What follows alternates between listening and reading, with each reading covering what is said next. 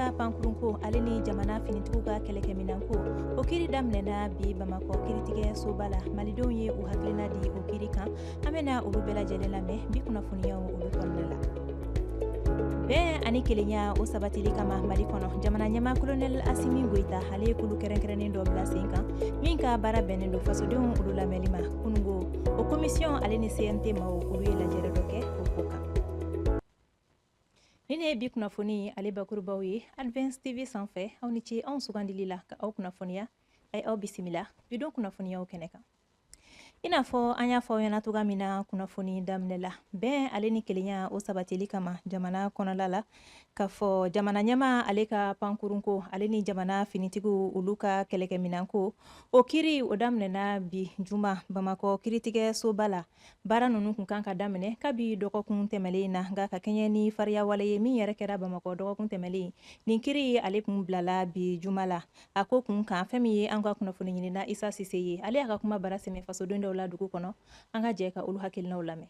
an bɛ kun sigin bɛ ka projet in kɔnɔ a yɛrɛ mɛnna mais an sigin bɛ ka kɔnɔ sigili dɔwɛrɛ tɛ n'i y'a ta ka lajɛ a nali ɲɛna an bɛ waati gɛlɛya min na sisan ni jamana bɛ degunba kɔnɔ a ka di bɛɛ ye bi a ka dɔn ko an ka kiribulon maaw ko u bɛ ko kunna ko wa u bɛ kiri tigɛ a kɛcogo la jigi dalen tɛ foyi kan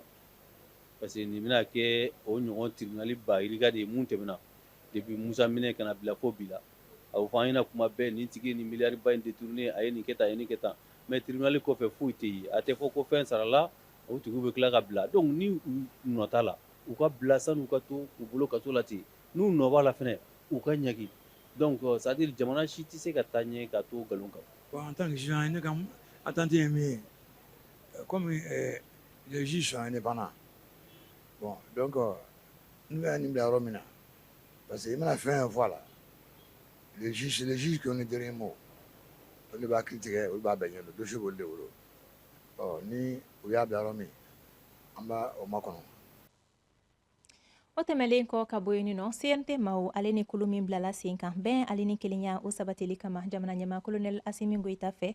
o kulu in maw olu ni CNT maw olu kɔni ye lajɛrɛ kɛ kunungo baara in laɲini kun ye ka se ka kulu in maw olu ka baaraw o ɲɛfɔ CNT maw ye ni ka laban ka CNT maw olu fana hakilinaw olu ta bɛn ale ni kelenya o sabatili la Mali kɔnɔna la minisiri min bɛ Malikura jɔli baaraw kunna n'o ye Ibrahim Ikasa Mayiga ye ale tun bɛ a kɛnɛ kan an ka kunnafoni ɲininaw olu fana tun bɛ a kɛnɛ kan fɛn min ye Aliyu Nge ye n'ale ye CNT maa dɔ ye an ka ale hakilinaw lamɛn an ka kunnafoni ɲininaw ka kuma bara la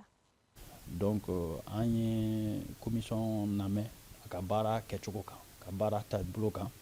u ye rencontre kɛ cogo min na ani jamanakuntigi minnu yɛrɛ y'u yamaruya ka nin baara kɛ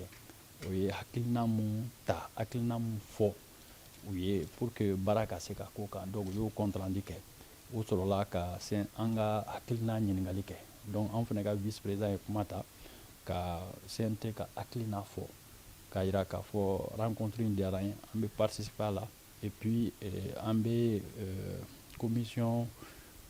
soutenu a ka baara in na parce que n'o mɔgɔ n'i ko ko paix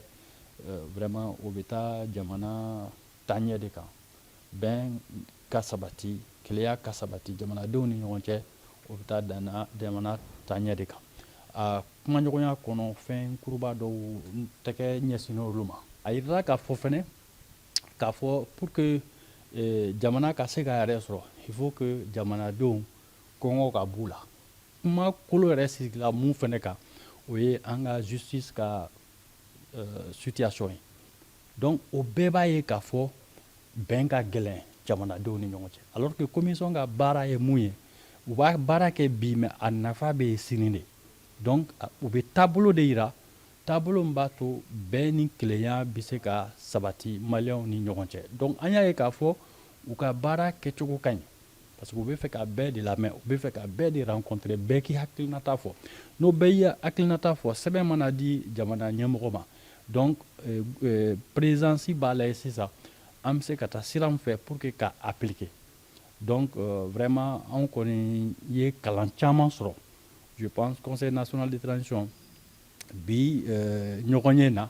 an ye proposition caman fɛnɛ kɛ walasa charte min bɛna kɛ o charte ka kɛ charte kelen ye An bɛ taa ni kunnafoniya ye halisa k'aw ladɔnniya k'a fɔ ko ka kɛɲɛ ni sariya ye jamana ɲɛmaw olu ye min ta bolimafɛnw olu nimero kow ɲɛnabɔliko kama n'o ye plaque d'immatriculation ye fɛn min kɔni ye direction générale du transport ye ale kɛn bɛ ka wuli k'a jɔ yaasa o sariya ye o na se ka kɛ labatofɛn ye toga min na jamana kɔnɔna la Mamadu So ale ye direction générale ale ɲɛmaaba ye an ka hakilinaw lamɛn Anatu Mayiga ka kuma bara la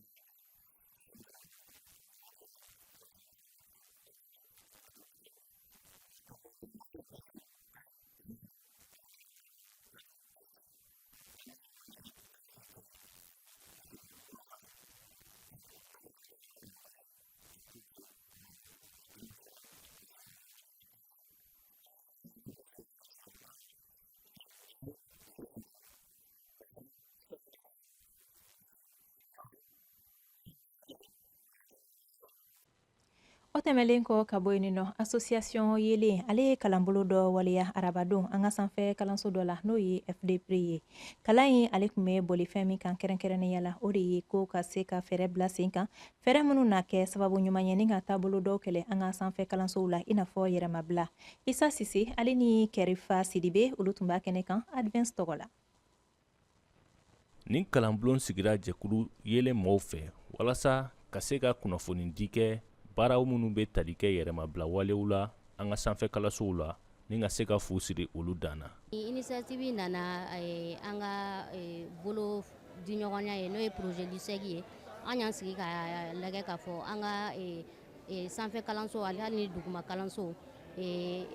waleya dɔw bɛ to ka kɛ kalandenw ni karamɔgɔw cɛ la n ko est ce que n tɛ sigi ka fɔ dɔ sigi kalanden ni karamɔgɔw cɛ la wasa yuruku n'o ye corruption sexuelle ye o minnu bɛ kɛ an ka sanfɛ kalanso ni duguma kalanso an ko LISEC mɔgɔw ma an ka jɛ an ko o sigi o la ɲɔgɔnya sigi. An b'aw ladɔnniya k'a fɔ nin kalanbulon in a laɲini de ye walasa fɛn min ye lakɔlimɛtiriw fo ka taa se lakɔlidenw ma u bɛ se ka ladɔnniya kɔlɔlɔ minnu bɛ se ka sɔrɔ nin waleya ninnu na ani fɛnɛ a bɛ dankaridi minnu kɛ an ka lakɔlisow ale sariyaw la. An minnu bɛ yan anw kan ka kɛ force de relais de a bɛ fɔ cogo min na anw bɛ bɔ yan anw bɛ taa fɔ an tɔɲɔgɔnw ɲɛna nin ko in kɛra dɛ nin ko in kɛra a bɛ kɛ sababu ye k'a fɔ aw ɲɛna aw minnu bɛ nin na n'a sɔrɔ aw dɔnnen tɛ n'a sɔrɔ aw sigalen don aw la aw kan k'a dɔn k'aw kan ka nin ko in dabila étudiant ni karamɔgɔ ni ɲɔgɔn cɛ fɛn wɛrɛ t'aw ni ɲɔgɔn cɛ i bɛ dɔnni di a bɛ dɔnni minɛ u b'a fɔ de donner et de recevoir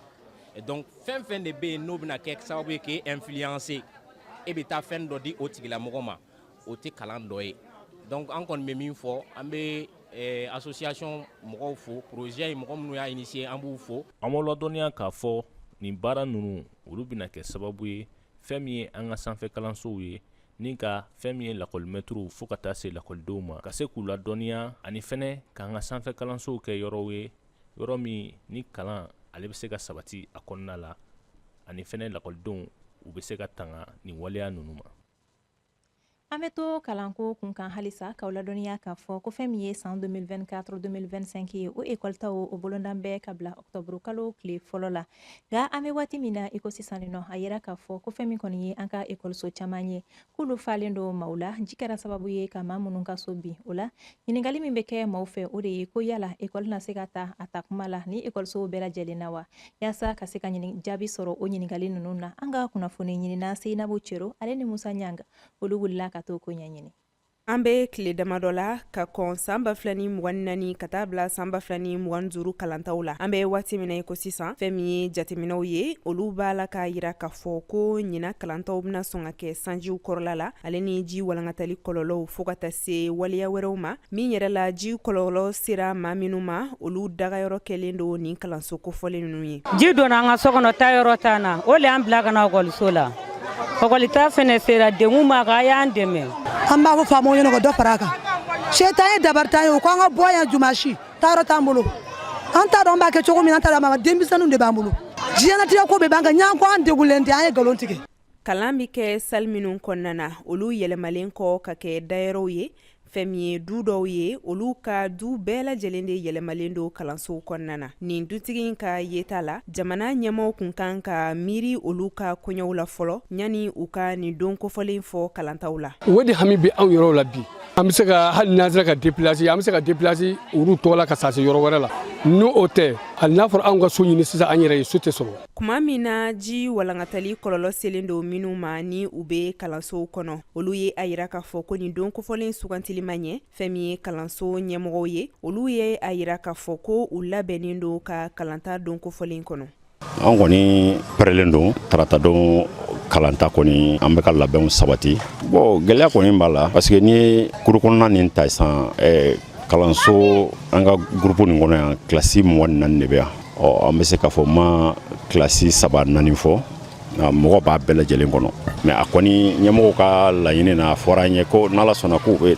u la bɔ ka taa u bila yɔrɔ la u bɛ se ka bila yɔrɔ walasa denmisɛnninw fana bɛ se k'u ka hakɛ sɔrɔ cogo min na. Ka fara Bamako kan a kan ka jɛya k'a fɔ ko Mali fan wɛrɛw fɛ fɛn min ye mɔgɔw ye olu bɛ kalansow kɔnɔ ji walankatali kɔlɔlɔ selen do maa minnu ma. Septembre kalo tile 27 ale yɔrɔ sahalenw olu tɔgɔla don kɛrɛnkɛrɛnlen ye min bɛ la ɲɛnamaya diɲɛ fantan ani 4 bɛɛ lajɛlen fɛ. Kumasen min tara don in ale la ɲɛnamayali kama ɲina o de ye bɛn ye. An fɛ yan nɔ Mali kɔnɔna la maa minnu bɛ nin yɔrɔ sahalen ninnu ɲɛmaya la olu kumana nin baara in ale nafa o ni a gɛlɛyaw kan. Fuseni Sisoko ale b'o ɲɛfɔ an ye. A bɛ waati bɔ gɛlɛya donna an ka baarada caman na fɛn min ye yɔrɔ sahalo lajɛliw ye n'an ko ma ko tourisme ale fana y'a ɲiyɔrɔ sɔrɔ ni gɛlɛya ninnu na sabu maa nata ka na yɔrɔ sahalen ninnu lajɛ o dɔgɔyara. Depuis 2012 événement kɛra tourisme tɛgɛna Mali la bilen donc avec tout ça maintenant on a des difficultés pour le moment dans la secteur ka se ka développer bon tourisme na baliya a kɛra sababu ye an bɛɛ taara an basé san Iji kan hali an fɛn tɛ Iji baara kɛ an bɛɛ taara Iji baara kɛ bon Iji dun fana ye san kɔnɔ siɲɛ 1 dɔrɔn de. tourisme baarakɛbaga fɛn fɛn bɛ yen nɔ minnu bɛ cɛsiri la bɛɛ ka hakilina kɔni ye mun ye o ye jamana tourisme bɛ se ka segin kɔfɛ cogoya min na ka na a nɔkɔrɔ la parce que jamana sɔrɔba de dɛnen bɛ tourisme na jamana sɔrɔba de dɛnen b'a la donc n'a fagara nin cogoya la a bɛ hɛrɛ caman kundan o la u ye hakilijakabɔw kɔnɔ ma an ye proposition de projets kɛ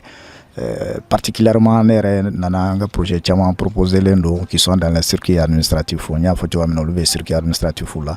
donc o bɛ tourisme national kan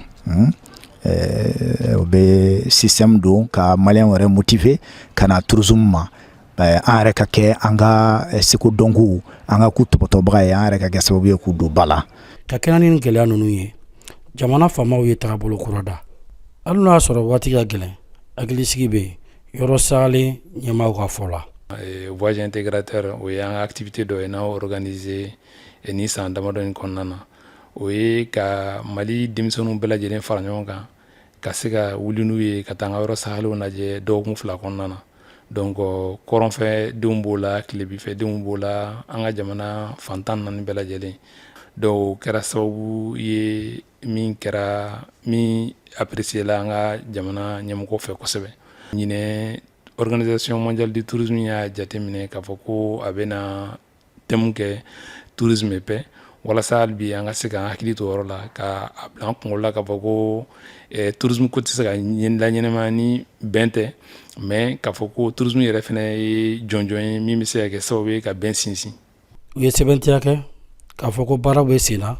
walisa ka yɔrɔ ninnu